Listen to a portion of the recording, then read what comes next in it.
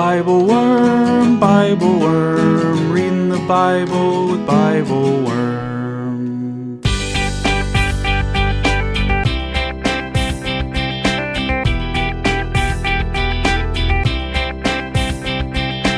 Welcome to BibleWorm, getting to the core of the biblical text. I'm Dr. Robert Williamson, professor of religious studies at Hendrix College and the founding pastor of Mercy Community Church in Little Rock. And I'm Dr. Amy Robertson, director of lifelong learning at Congregation Or Hadash in Sandy Springs, Georgia. We're here every week to discuss the biblical text, both as biblical scholars and as people of faith, one Jewish, one Christian. This week, BibleWorm continues our series on the Bible and economic justice with Micah 6, 6-15, and 7, 1-6. Here, God brings a lawsuit against the people for treating each other unjustly. They cheat each other with false measures, they bribe judges and officials to render false judgments, they pervert justice to favor the wealthy and the powerful. So what can they do to set things right? Nothing but this: do justice, love kindness, and walk humbly with God. It sounded so simple when we used to sing it in youth group, but in fact Micah calls us to radical obedience to the Torah, creating a just world for the widow, the orphan, and the stranger, for the most vulnerable among us. That is what the Lord requires of us. Thanks for joining us.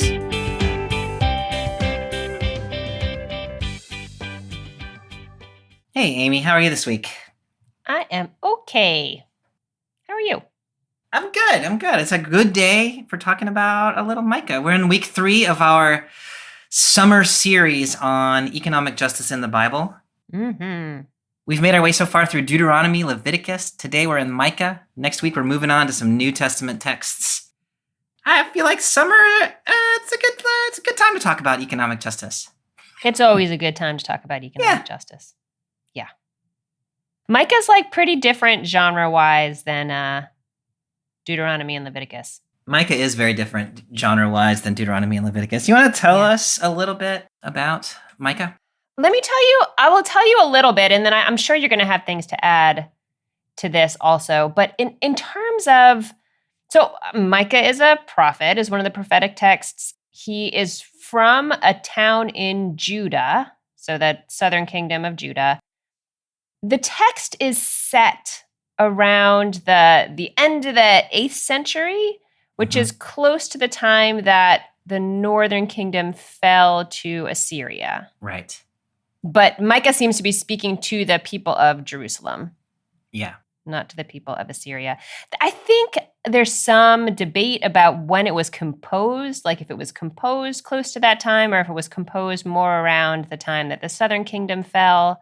But I feel like either way, it's at these moments where like things have kind of fallen apart and it forces you to take a step back and look at what's happening or look at what went wrong or look at the systems that have failed you or, you know, it's kind of a crisis moment where a lot is called into question and Micah has a lot of questions.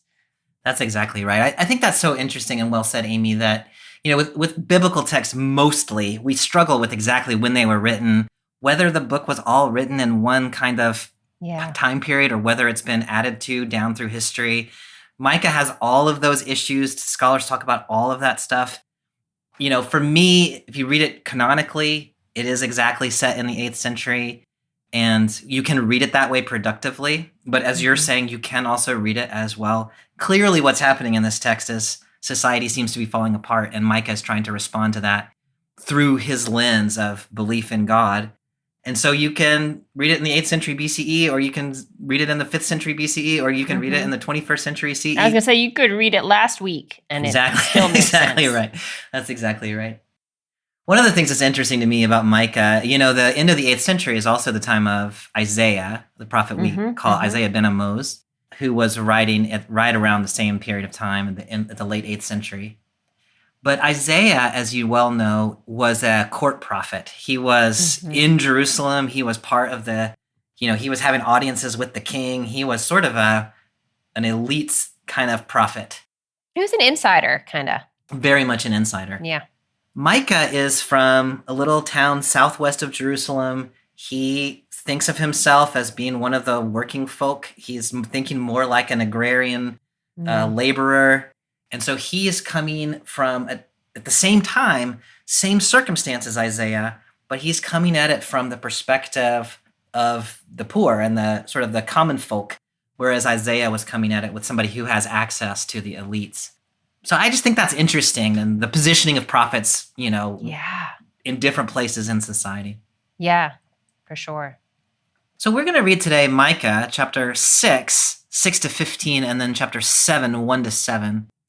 It places us right in the middle of the book. I think this text makes pretty good sense just as its own text. So I'm wondering if there's anything that you think we need to know about the text of Micah before we pick up Before we here. jump in. I will tell you, I sat down to prepare for this and I started at verse 6 because that's, where we said we were going to start. Yeah. And then you pointed out just a moment ago that the verses 1 to 5 are kind of like starting in verse 6, where we are, is a response to what has happened in verses 1 to 5. So earlier in this chapter, God has said sort of, here's the problem. Like, I brought you out of Egypt and y'all are being jerks. Yeah. And then verse 6 is the response of the people, I guess, to now, okay, God has told us what the problem is. What are we going to say? Yeah, I think that's exactly right. We thought a little bit about different ways of delimiting our text units. This part in Micah 6, 6 to 8 is quite famous, as you will recognize. If you don't know that text already, you'll recognize it as soon as we read it, I imagine. And so I wanted to contextualize it, and we decided to contextualize it with chapter 7 instead of at the beginning of chapter 6. If you were somebody who's reading this or teaching this or preaching on this, you might consider whether you want to go back and read chapter 6 instead of, or add it to. But you're exactly right about that. The language in the CEB, which I think is good language, is in verse 2, the Lord has a lawsuit against his people. This is judicial language, and God is saying, look, y'all, we had a covenant. I did this thing for you. You said you were going to do these things for me, which are laid out in the Torah, in the book of Deuteronomy and elsewhere, and y'all are not doing it. And so I don't know, what am I going to do with you? I brought you up out of the land of Egypt.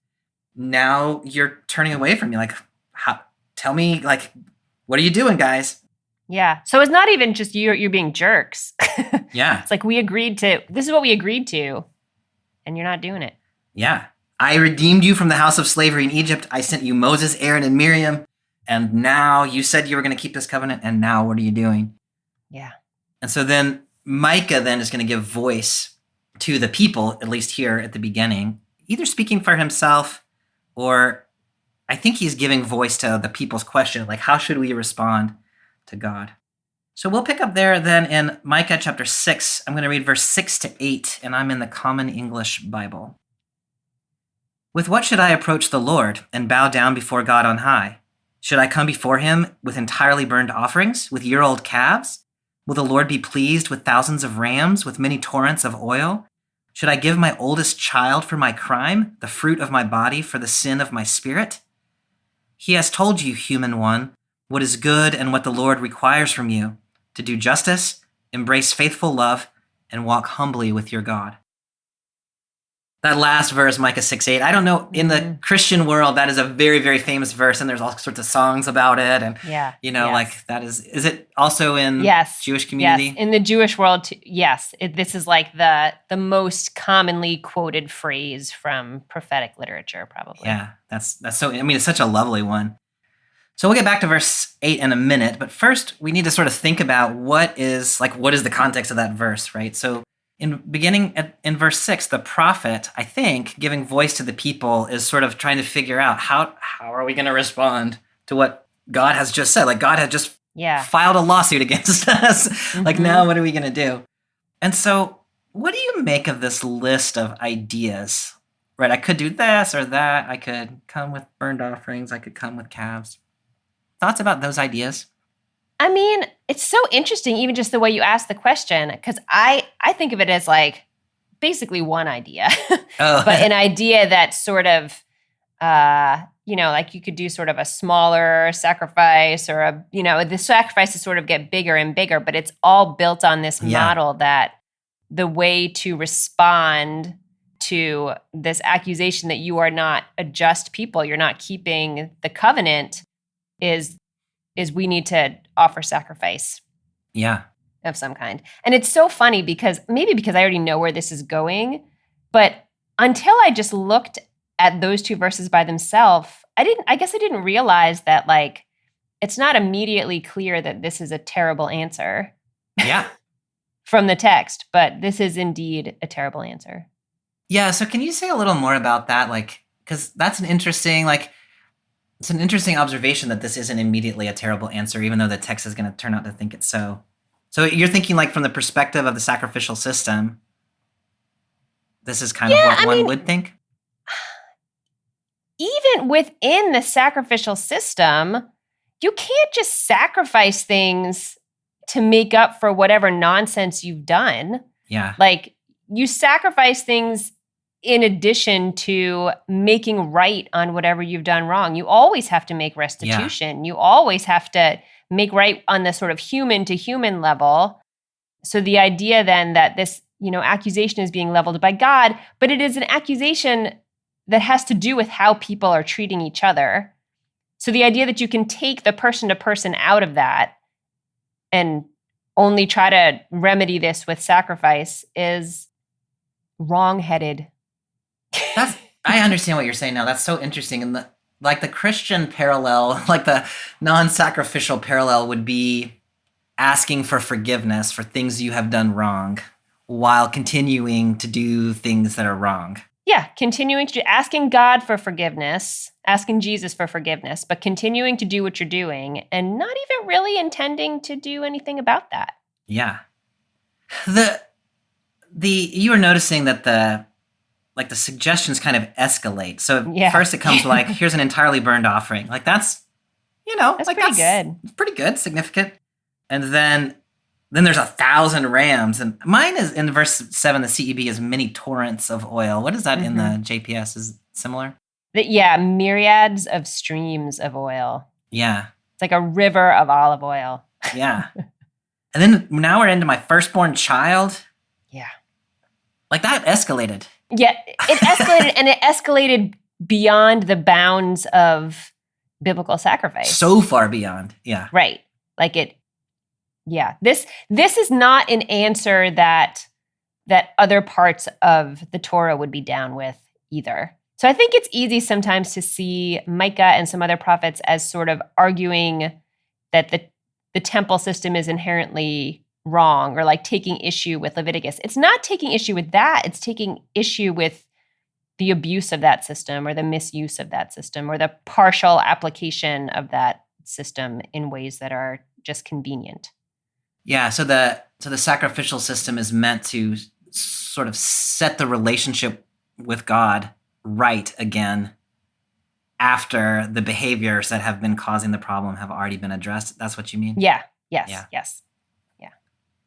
Now, I'm curious whether you think, so this is Micah giving voice to somebody. Do you think he is contemplating whether these are in fact good ideas, or do you think he's voicing, trying to make some sort of parody of things he actually hears? What do you think he's doing there? I assume it's a parody.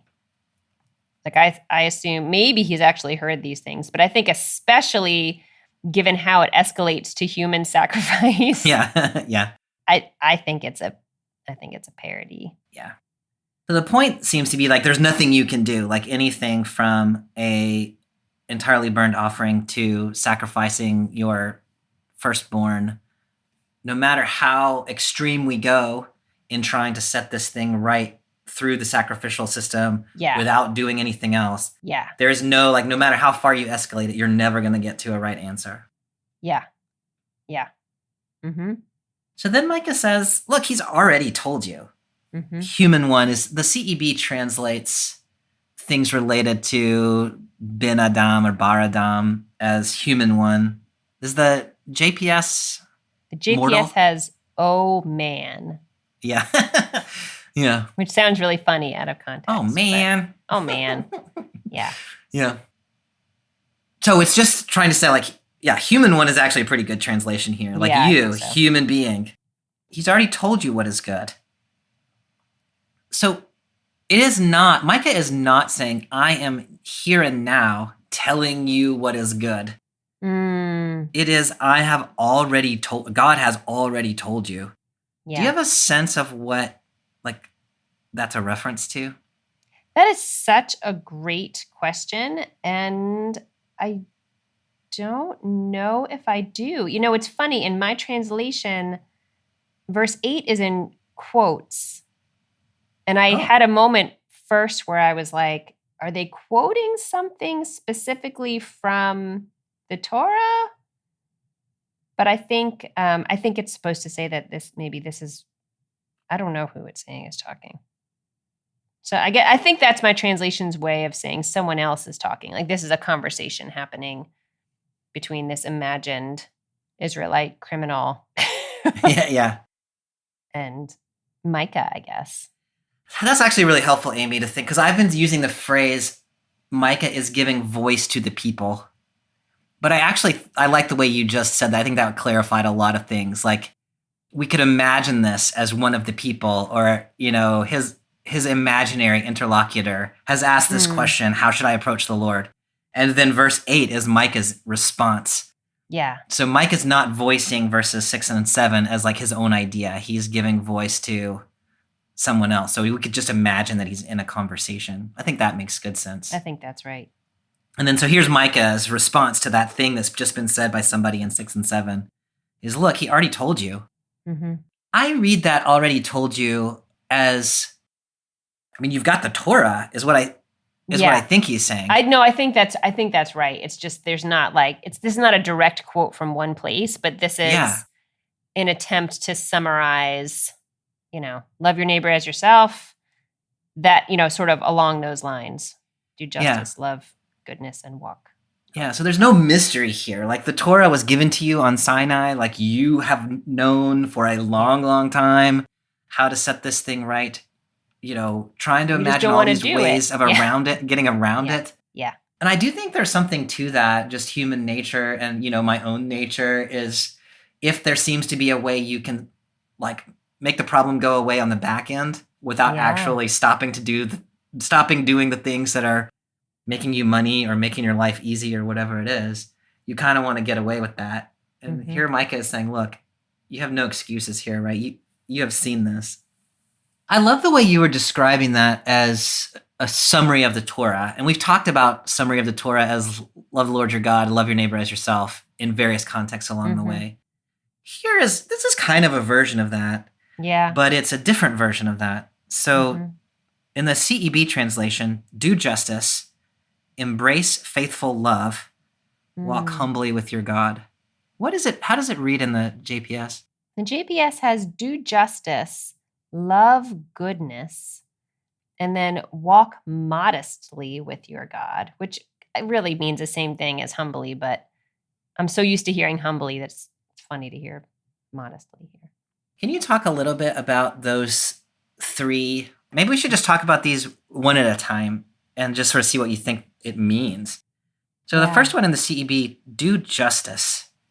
What do you think that looks like? I feel like that's the heart of so much of Leviticus and Deuteronomy are setting up what justice looks like, in some of the ways that we've spoken about concretely in this series and also many other ways. Like there's a lot of very specific examples of how to treat each other fairly and what happens when, what should the systems be that determine what's fair in a given situation. Yeah. Is it mishpat in the Mishpat is the Hebrew. Mm-hmm. Is the Hebrew, yeah. Mm-hmm. How would you, if you were going to just describe mishpat in a general sense, do you have a working definition, illustration?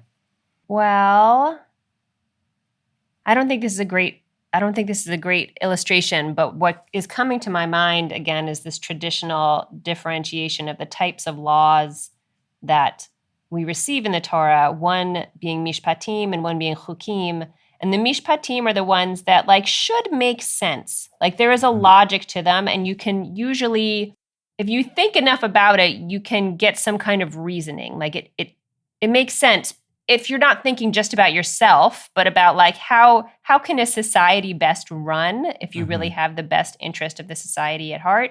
You can actually derive a lot of the mishpatim that way. Whereas Yeah. the chukim are, ritual stuff, or, you can't mix different types of fabric together in a garment. Why? Because you just can't. There's no, Yeah. you're not going to derive that. I really love that, Amy. I appreciate your saying it that way so much because, we had that conversation last week when we were talking about Leviticus 19. Yeah. And we could have had that conversation when we were talking about Deuteronomy 15. Yeah. And so, I think oftentimes we think of justice, or at least I do, as this sort of like abstract principle, like, oh, it's just, or, it's at the level of abstraction. And your definition is saying like, no, look, there are actual like identifiable concrete practices that you understand why they're there. And maybe they're even important enough that they sort of transcend cultures. Like there is an essence of what justice looks like in action. Yeah. And that's what we're talking about here. Do justice. Do the things I told you in Leviticus 19 and then Deuteronomy 15 and in all of these places. Would you want to add anything to that for justice? How do you think about justice?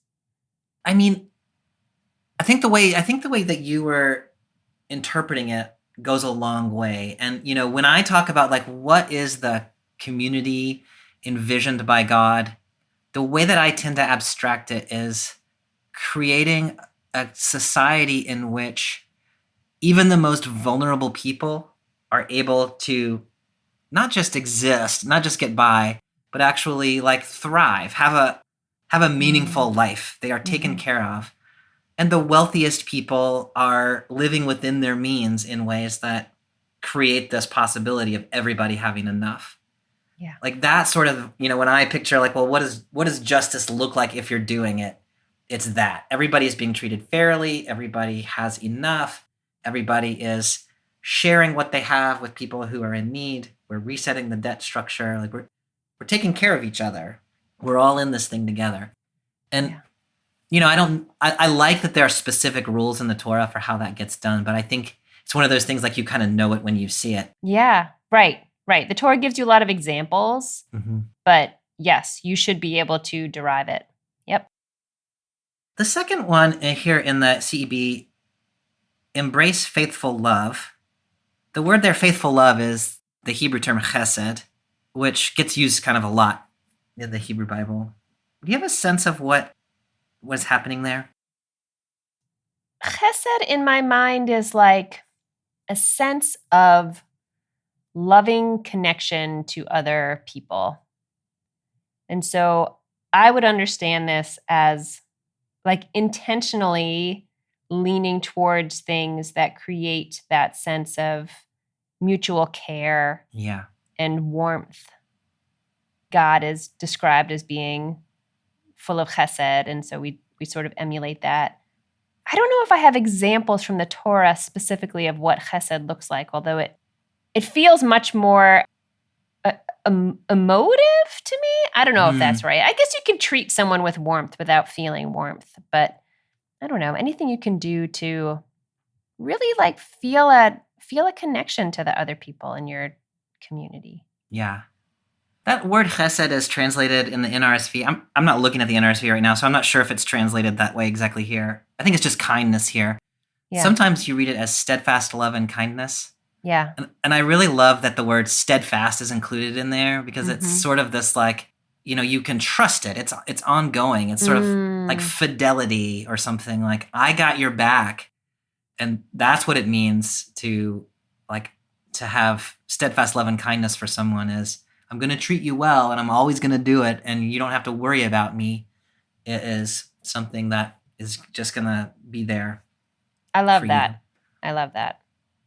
Then we talked a little bit about this walking humbly. The Hebrew there is, the root is tzana, which in the Hifil, which it is here, can mean to be humble. It can also mean to be modest. And so I think our two translations are kind of getting at that idea.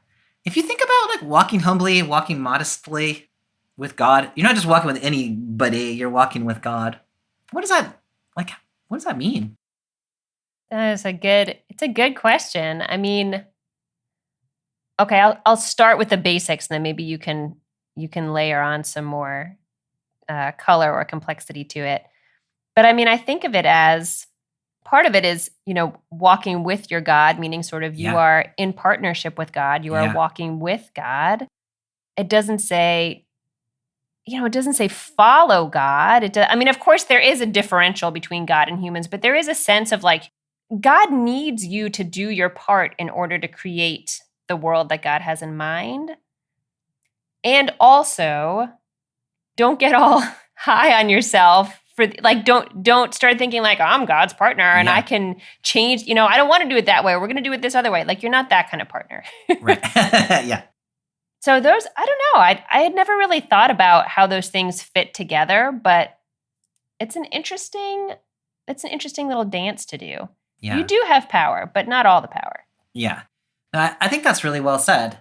That it's, to me, it was exactly the, like, don't get wrong in your head, like, who is God in this relationship? Yeah. Like, stay in your lane. But there is a partnership with it. Like, I love that. You're walking along with. God has given you a way of life. Like, there is a path that is laid out for us.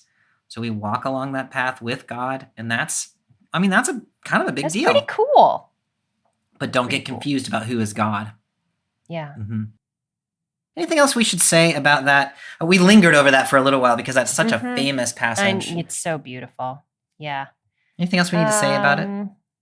I think we covered it. I'm sure there's more we could say about it, but I don't have anything. So this passage gets less lovely from here on. It was nice while it lasted. Yeah. But we have our kind of like Micah saying, like, here's the thing. It's right there. Do the Torah. And that looks like justice, kindness, humble walking. Then in verse 9, God is going to speak. The voice of the Lord calls out to the city. Wisdom appears when one fears your name. Hear, tribe, and who appointed her. Are the treasures of wickedness still in the house of wickedness, while the shorted basket is denounced? Can I approve wicked scales and a bag of false weights in a city whose wealthy are full of violence and whose inhabitants speak falsehoods with lying tongues in their mouths? So I have made you sick by striking you. I have struck you because of your sins. You devour, but you aren't satisfied. A gnawing emptiness is within you. You put something aside, but you don't keep it safe. That which you do try to keep safe, I will give to the sword. You sow, but you don't gather. You tread down olives, but you don't anoint with oil. You tread grapes, but you don't drink wine. Yeah, it got a little dark. It got very dark, yeah. It seems to me like what's happening in this section is the first part is sort of saying, here's the behaviors that are currently going on among you. And then the second part is saying, and therefore, here is the consequences of those things. Yeah, I think that's right. And I will just note that the beginning of my translation is quite different and is also really hard to understand. I think the Hebrew here is a little crazy town. I think that's right. There are a lot of different ways to try to understand it. So your summary is helpful. Basically, God is speaking to the city and saying, will I, God, overlook these things that you've done? And here are the things. Yeah, when you look at that list of things that are being done, that God is saying, like, how can I approve that? What do you notice going on? I just think it's so striking that of all the terrible sins that you could mention, it's not like you're killing each other in the streets and you're, eating your babies and it's not images of violence, which seems like the worst extreme you could imagine of sort of breaking the covenant. But it's this, like, the foundation of trust on a very everyday level. Yes. Like, you are looking for ways to stick it to each other. And what can we really do as a people without any kind of foundational trust? So it's like it become like, shorting people on the AFA or having, fraudulent weights in your sales so you can cheat someone out of a couple pennies. That becomes a symbol of like all forms of deception and selfishness. Even though the stakes in any individual situation seems like they wouldn't be that high. Yeah. I love, you put such a fine point on that, Amy, and so I'm trying to think about what is that like, what's the parallel? But I think that's exactly right. It is about very very small cheatings of the economic Mhm. system, my weight is slightly imbalanced so that you are paying Mhm. for more grain than you're actually getting or what have you. Mhm. And it's so small that you're not going to notice, right? If I Right. was charging you some crazy difference, you'd be like, wait a second. But it's small enough that Right, you're right. never Or going if to you're like notice. robbing someone or you're doing something that's like obviously wrong. Mhm. That's exactly right, Bobby. It's the stuff that like no one's going to notice. It's just this incremental chipping away at any sense of connection between people or mutual responsibility or Yeah. common good. Yeah. Now you have become a source of my wealth gathering Yeah. by me not treating you fairly in ways that you don't notice. Yeah. And I mean, this is not in the text, but you could imagine that once I have gotten you used to buying grain from me at a certain imbalanced weight, then I could like shave a little more off my weight and then Yeah. you wouldn't notice that either. And so over Right. time, I could shave off more and more and cheat you more and more, and you would never know what was happening. Yeah. My head's going in all kinds of directions about ways that we have our society set up to do that to each other and sort of trap people in this sense of like inevitable, this thing that I have to pay, this thing that I have to do. Yeah. Payday lending is one of the clearest ones Yeah. to me, and the sort of people in a bad situation and you charge them a interest rate that's reasonable enough that they Yeah. will pay it, but it's entirely unfair to them. While you were speaking about the way in which the person who was being cheated wouldn't even notice, they wouldn't realize they were being cheated, it made me think back to the text we read, I think last week, maybe the week before, not to put a stumbling block before the blind, Yeah. which I think Yes. has a little bit of a different weight to it, but that I like thinking about that in conversation with this text, like that sense of it's just like mean-spirited. Yeah. It is mean-spirited, and it's, there is a sense, and this is a very human thing, about what can I get away with? Yes. And if I can get away with it, Yes. then it's it fine. must be okay. Yeah. And so you kind Yep. of push the boundaries and see, and if you're successful, you try a little bit more. And once people realize that other people are doing that, Oh, yeah. then they start doing it because they're like, oh, if other people, I thought these were actually the rules, but if these are Yeah. just the rules for suckers and no Yeah. one's really doing it, then I might as well play this game too. And it's, yeah. As you're saying it that way, it's making me think about the tax code in the US and all the ways in which, if you know what you're doing, you can avoid Yep. an awful lot of taxes that sure people who can. don't know what they're doing can't avoid. And, maybe you could hire somebody who could help you avoid them, but if you're poor, you can't hire somebody. But if you're poor, you can't. Right. Right. But then you think, Yep. well, it's the system. Like, that's the way the system is. And so I'm going to play within the system, which, I mean, of course. But that's, yeah. It is interesting to me that the text, in verse 12, it says, a city whose wealthy are full of violence. Mhm. I don't think we've shifted registers. Like, I don't think suddenly the wealthy are now out there, like, Yeah. as axe murderers or whatever. But this is still that exact thing we were just talking about that appears like it's nothing, that is being described as violence. Is that the way that you read that? My translation has them full of lawlessness, Oh. which is still bigger than what's being described here. I'm pulling up the Hebrew. I don't know if you have a preference for how that verse is read. No, it looks like violence. Hamas. Mm-hmm. Yeah. I mean, I guess I don't know. I don't know how to read that relationship. Like if it is saying something about once you lay this foundation, like everything Yeah. that God built to be put together is being torn apart. And so that is the violence. Yeah. Or if there's anything else. In the parallelism of the verse, it's full of violence, speaking falsehoods, lying tongues. Yeah. And so Yeah. you're exactly right. It has gone beyond the specific instance of false weights and to a more general sense that when you do not treat each other fairly and speak truth and things are not transparent and you are willing to hide things, like that is ultimately doing violence to each other. It's going to make everything fall apart, and we'll see how that goes. Mm-hmm. Now, verse 13 then says, so, right? So because of this, now this. And then God says, I have, and then there's this series of curses. I have made you sick. I have struck you. And then these, you read this trope at various places in the Hebrew Bible, but there's, you devour, like you're eating a lot, but you're never going to be satisfied. And so you're always going to be craving. You're going to save, but it's going to get taken from you. You're going to sow, but not gather. How do you understand the relationship of these punishments, outcomes? I don't know how you want to talk about that to what went before. Yeah.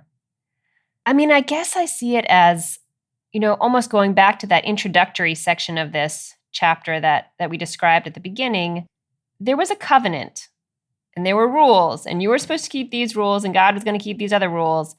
And you have thrown that covenant out the window. And so now these other sort of rules that maybe we would call like the rules of the natural world, or the cause and effect that we expect to happen. Like if you eat a lot, you're going to be full. If you have been sowing, you'll like we expect these things to go together. And I feel like God is pulling back from those because we didn't keep our part of the other one.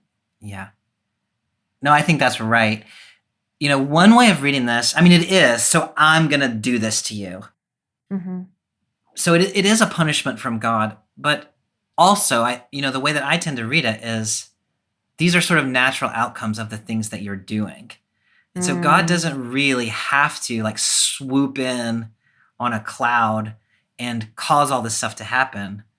But it's just like once you have started to violate the trust of the community, then you're starting like, it's almost like, it's not exactly like the wrongs carry their own punishments, but there's a sort of, once society becomes destabilized in this way, like it's all coming apart, y'all.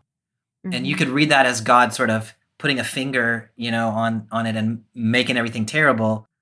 Or you can just read it as God sort of letting things happen or saying, look, I tried to tell you the way to live together in harmony, but you're not doing it. And so let me tell you where we're headed.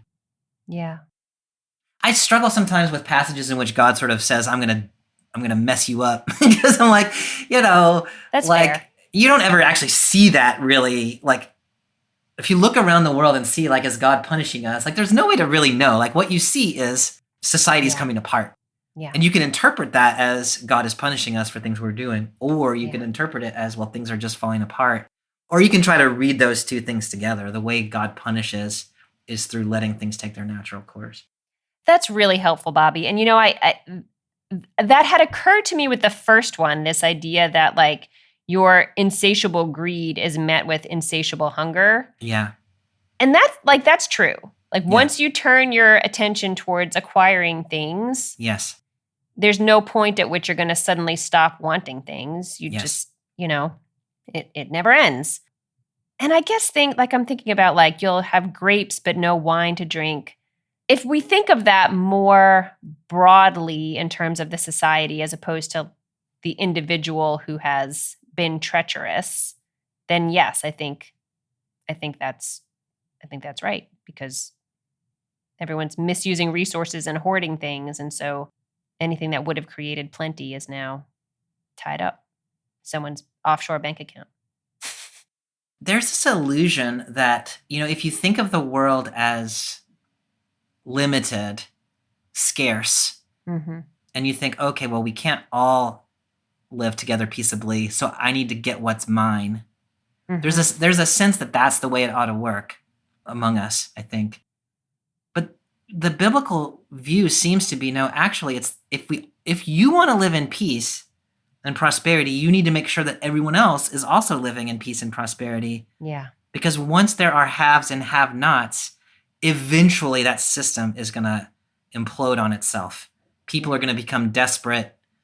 You're going to start fighting, like elites are going to start fighting other elites. Something that system cannot sustain. So this thing that we tend to think, which is if I want more, I need to collect more, is in fact not the way it works. If you want to be prosperous, make sure everybody else is prosperous, and then that'll come to you too. Such a counterintuitive way of thinking in our culture. It is so counter to our culture. It is so counter to our culture. Hi everyone, it's Bobby here from the BibleWorm podcast.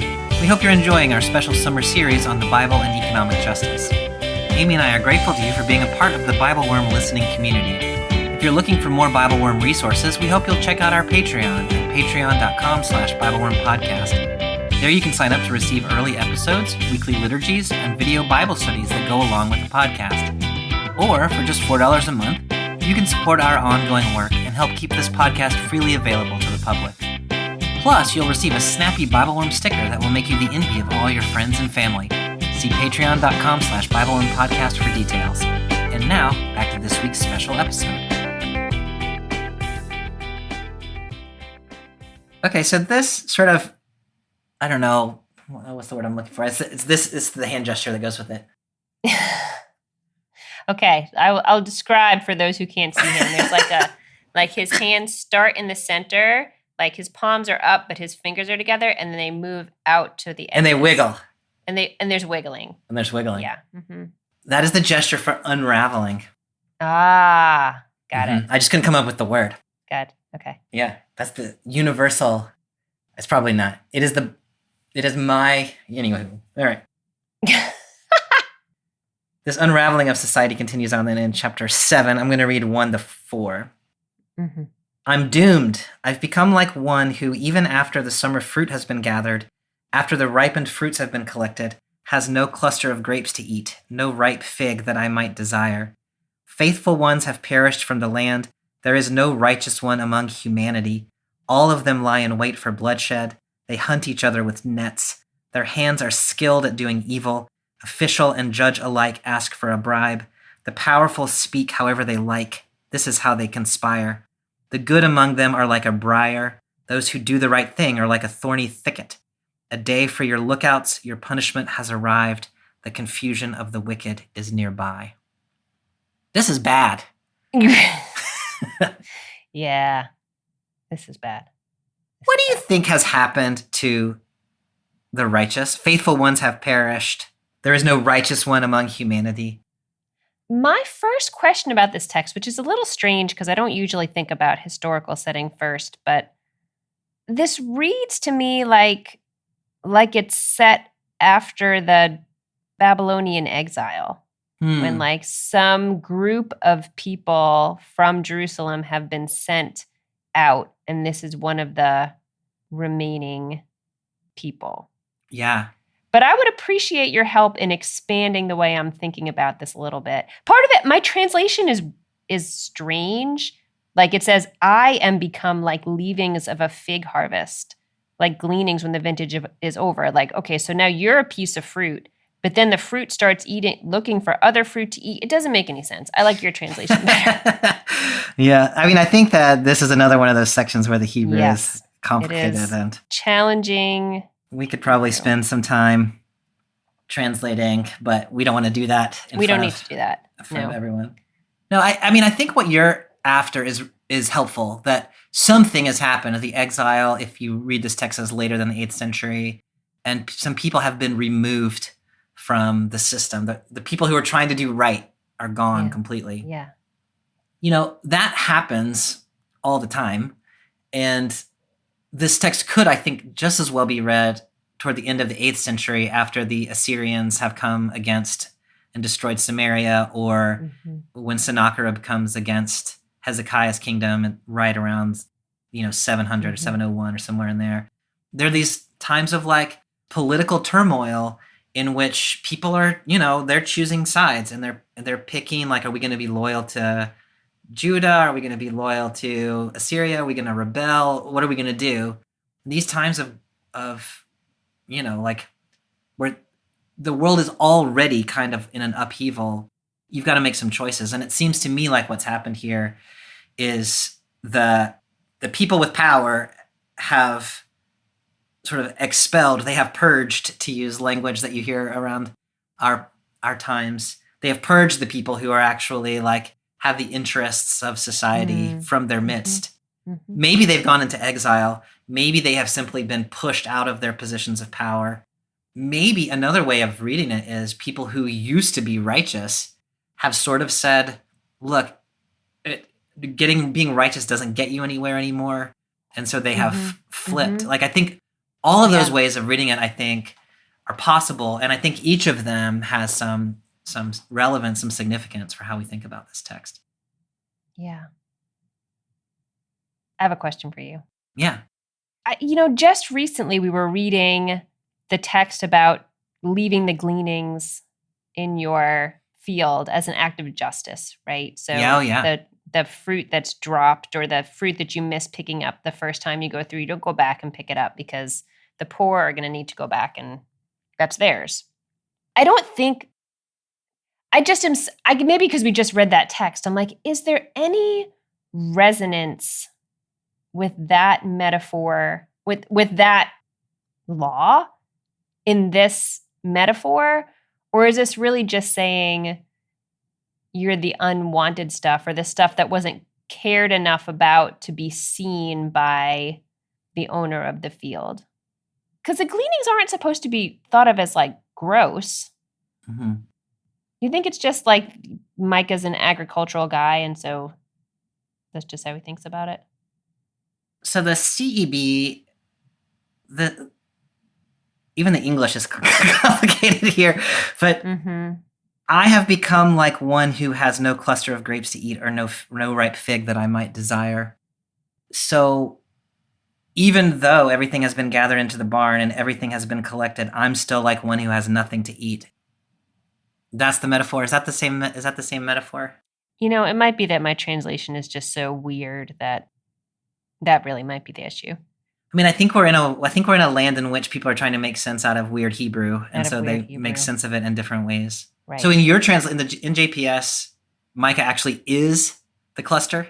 I am become like leavings of a fig harvest, like gleanings when the vintage is over. And then is that all of verse 1? No, and then it goes on, there is not a cluster to eat, not a ripe fig I could desire. That's where I was like, are you fruit or are you looking to eat fruit? Yeah, I don't know how to make that sense of that one. Yeah. Okay, maybe we just say that's not a good translation. Yeah. Whatever the Hebrew meant, it couldn't have been that. I'm drawn when we're reading this to verse 3, I think just because it resonates for like all of history. But, yeah, no kidding. People's hands are skilled at doing evil. Official and judge ask for a bribe. Powerful speak however they want. This is how they conspire. I mean, that's like faith in the system is gone in Micah. Justice is being handed out. There is no consequence for just saying whatever you want to say. Everybody does things for money. That's how they're conspiring to enrich themselves. I don't really know what to say about that other than, like, this seems familiar to me. Yeah. In our own time and place. And I mean, I can remember a couple of moments in my own life where it suddenly became clear that the system that I thought was operative in the world, generally speaking, was either no longer operative or had never been operative, and it is terrifying. Yeah. And again, the description here is not like, they're not describing assault and like physical attack and like that kind of violence, but in a strange way, maybe because I live a sheltered life, honestly, in a strange way, this seems equally terrifying to me, that like this system that is set up to make sure that we're all following the same system, like the system that's supposed to regulate the system is itself totally corrupt. Yeah. So it's like every person for themselves. Yeah. And it's all based in this, you can't trust what anybody says. That's right. And you can't trust the motivations for anything anybody does. Yes. And even if someone is doing things out of good motivations, you probably still wouldn't trust them because, you don't trust anybody when you start to have a system where lots of people are doing things corruptly. Then it's hard to sort out who is corrupt and who isn't corrupt. Yeah. For me, the last several years have been like that, where I have had sort of belatedly, being a middle-class white man as I am, realizing that the systems they seem like they work less well than they did a while ago. Yeah. But a lot of people of color that I interact with are saying, like, you finally understand. Right. Now right? you see it. Right. Like, now it affects you, but this has been this way for a long, long time, and you just couldn't see it because Right. it was fine for you. Right. Mm-hmm.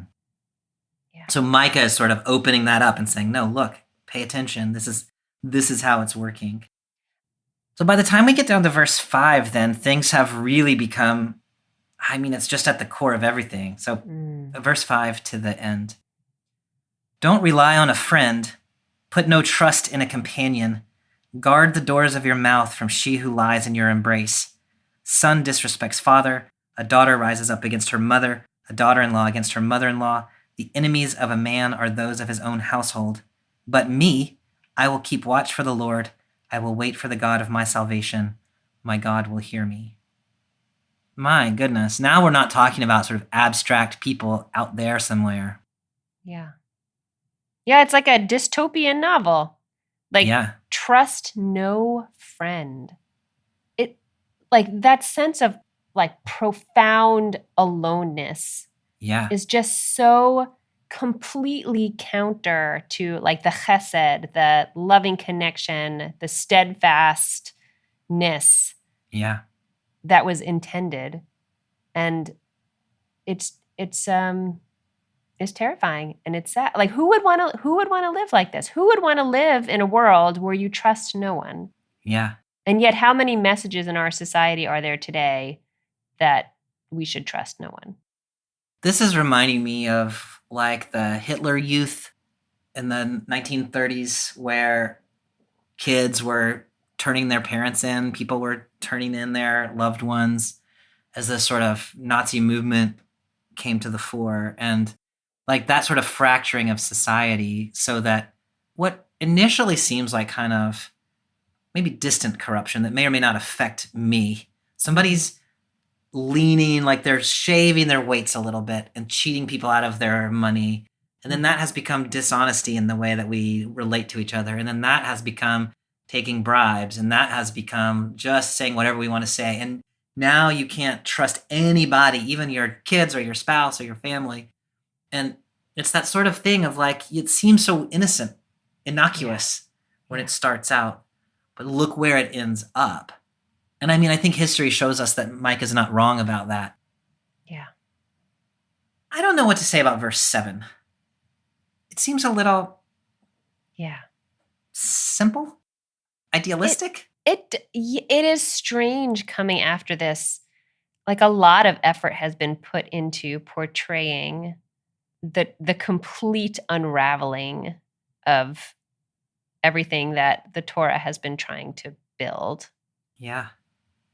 It does. It feels it's kind of hard to read it as sincere. Like, it's hard, it's, oh well. God will sort it all out. But there's got to be a better way to read it than that. Yeah. I will keep watch for the Lord. I will wait for the God of salvation. My God will hear me. Is that, like, can we read that as like a hope that God is going to come right things again, like press the reset button and we'll go back to the other way? Is I think that's what I'm missing, like the connection between God, God will hear me. I'll wait for the God who saves me. Yeah. What does that saving look like? Yeah.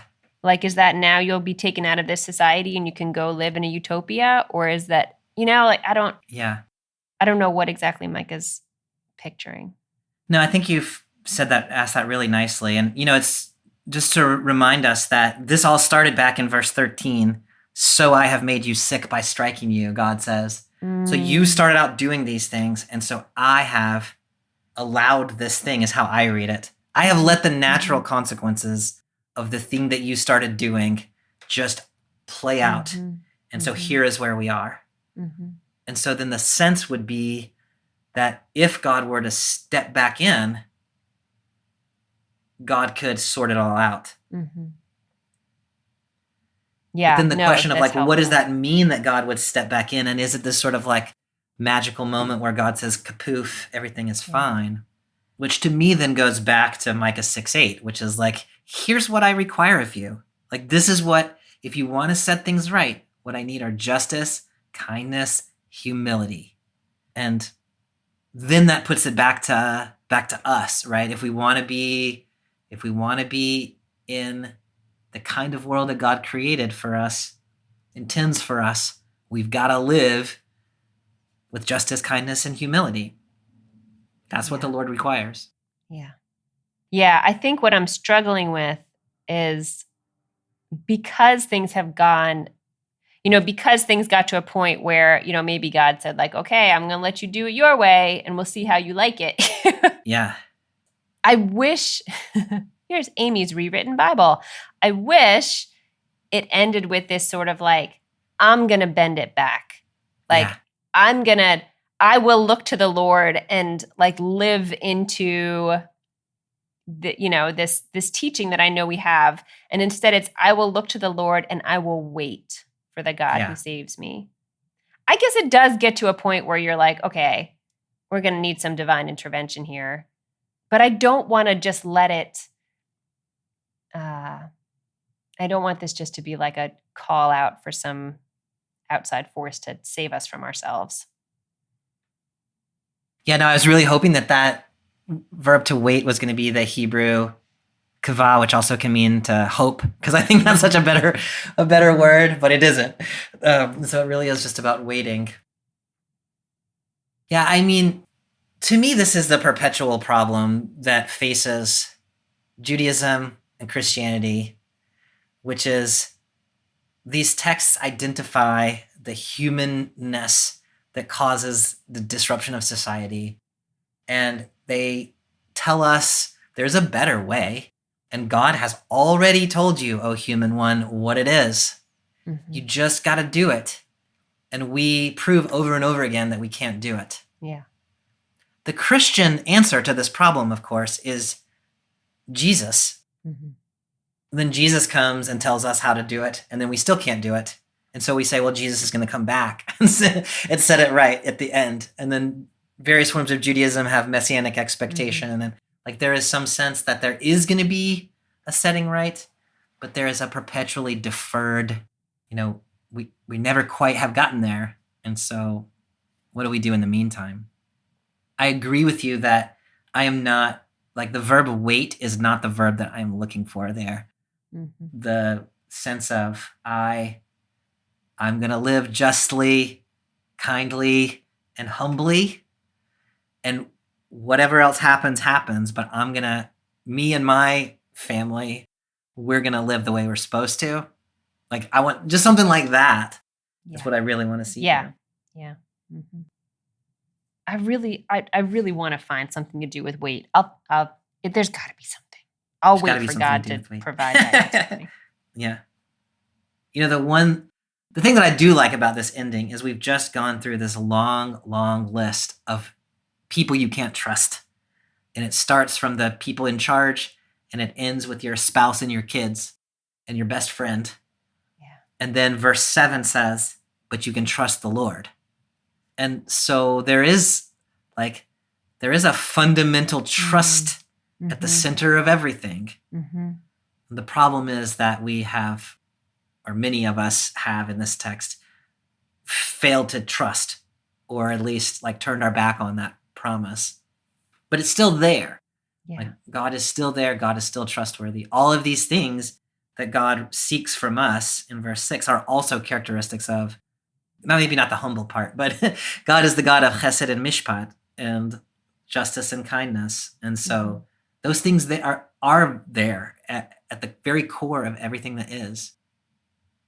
But how that exactly translates into, so what should I do when I wake up next Tuesday? It's not as clear. Yeah, I mean, I'm thinking about moments in my life that have felt most just totally disorienting, which I imagine what's being described here would feel that way.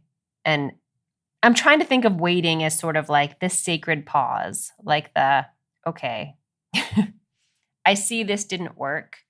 Like, sort of taking a moment and waiting for God in that way, but not necessarily waiting for God to swoop in and fix everything, but waiting for God to help you discern what is yours to do. I don't know. That's probably a little bit of a reach, but I think there's value in pausing to wait Yeah. for God, but not indefinite, like passive kind of waiting. Yeah. I think that makes a lot of sense, Amy. And I don't want 7:7 to land without 6:8. Because 6:8 is a very popular verse in both Jewish and Christian traditions for a reason. Mm-hmm. And that is because it's a call to action. That verb there, by the way, that says, what does the Lord require from you, is darash, which could be translated as, what does the Lord seek from you? Or what does the Lord look for in you? Or something like that. So it's not exactly like, here's a checklist of things you should do, check, check, check. But like, here's the kind of person that I'm hoping you will be. Mm-hmm. And so that's sort of the combination of I'm waiting, and also as I wait, I have been told these are the things that matter. Do justice, embrace faithful love, walk humbly with your God. Mm-hmm. I think if we take those two together, that goes a long way for me. Yeah. No, I love the that combination that of waiting darash in and there. doing. Mm-hmm. Yeah, that like there's a forward movement to that seeking. There's like it draws you out. Yeah. Mm-hmm. Okay, Amy, I feel like we've been sort of gesturing all along the way to contemporary parallels and how this might elucidate or complicate our own sense of our current situation. As you're reading this text and thinking about where it lands for you and your community, where do you come out?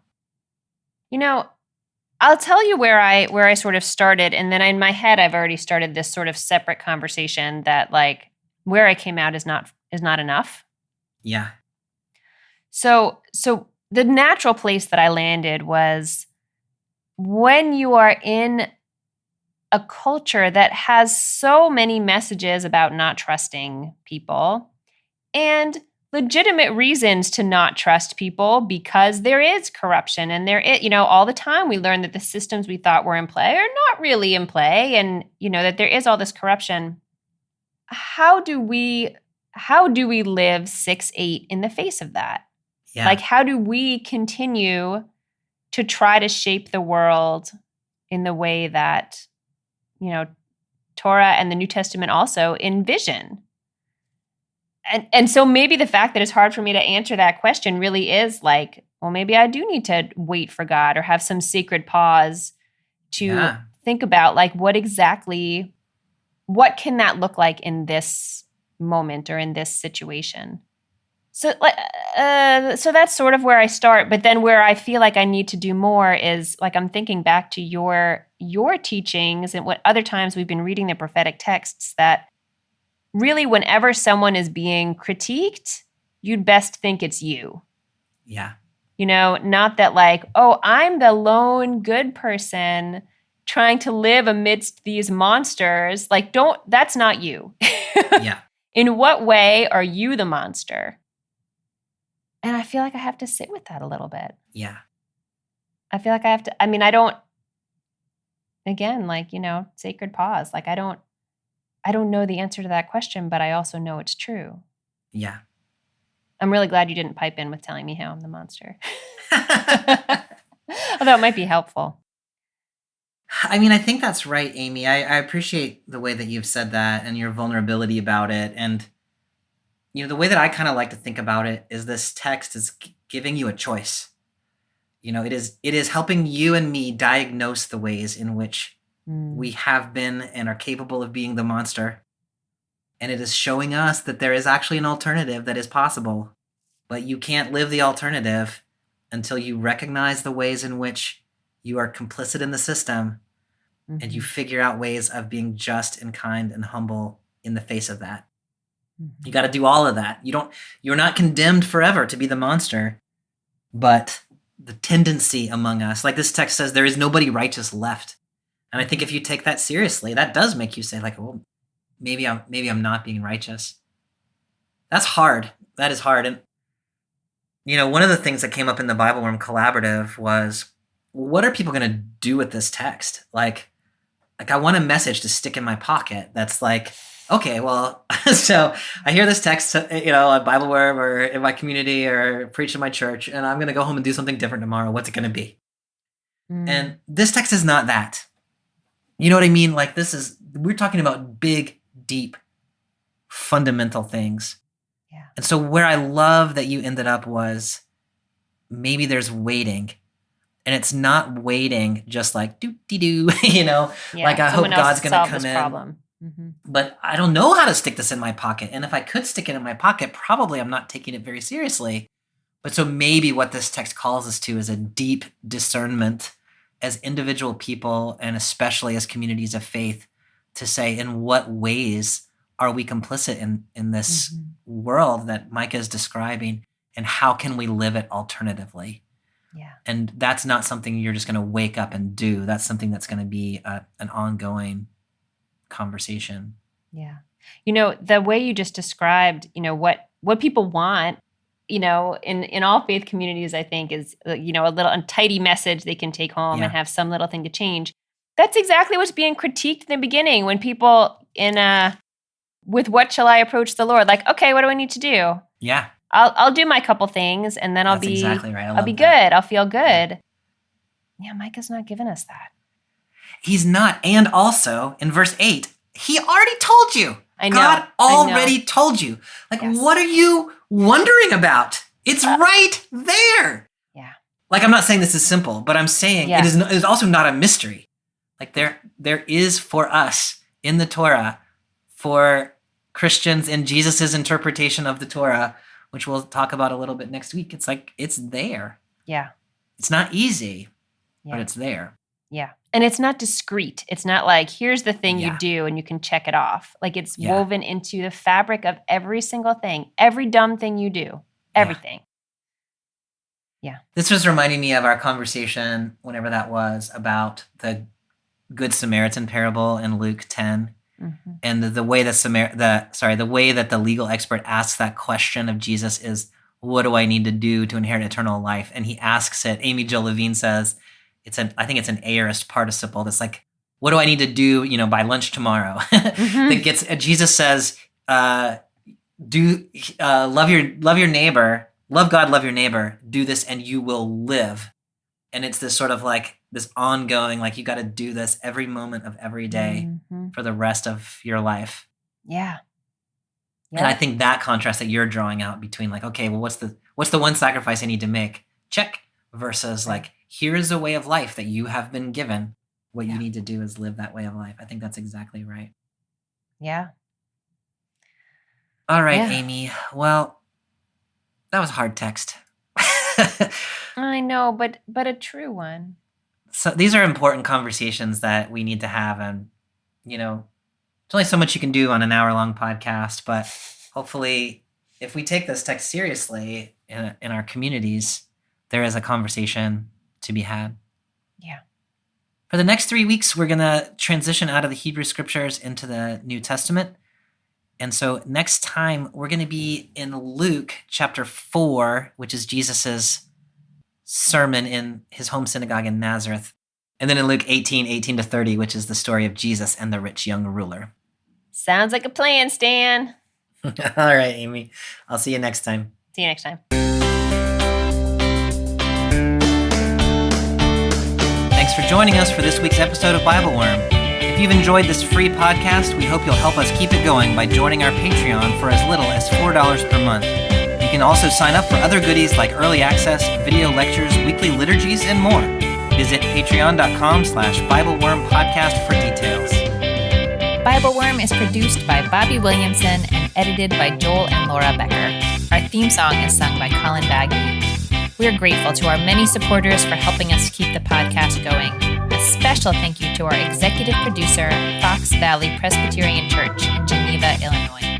Join us next time when we'll continue our series on the Bible and economic justice with Luke 4, 1-21 and 18 to 30, the beginning of Jesus' ministry and the story of the rich young ruler. Until then, keep on digging.